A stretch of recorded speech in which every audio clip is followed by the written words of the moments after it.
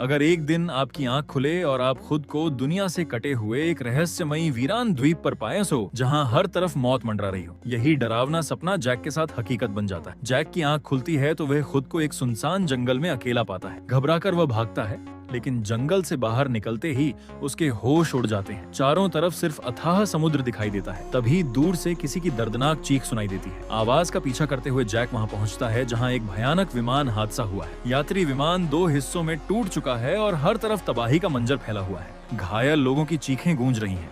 Jack बिना समय गंवाए लोगों की मदद करना शुरू करता है। तभी टूटा हुआ विमान का हिस्सा गिरने लगता है और उसके नीचे एक गर्भवती महिला फंसी होती है। अपनी जान की परवाह किए बिना जैक दौड़कर उसे बचा लेता है, लेकिन खुद बुरी तरह घायल हो जाता है। घाव गहरे होने की वजह से उसे इलाज की जरूरत होती है। तभी उसकी मुलाकात केली नाम की एक बहादुर महिला से होती है। बिना किसी दवा या बेहोशी की दवा के वह सुई और धागे से जैक का घाव सिल देती है। रात होते ही जैक कहता है कि अगर विमान का कॉकपिट मिल जाए तो शायद रेडियो की मदद से दुनिया को मदद का संदेश भेजा जा सकता है। तभी केली को याद आता है कि उसने पहाड़ की दूसरी तरफ धुआं उठते देखा था। विमान का दूसरा हिस्सा वहीं हो।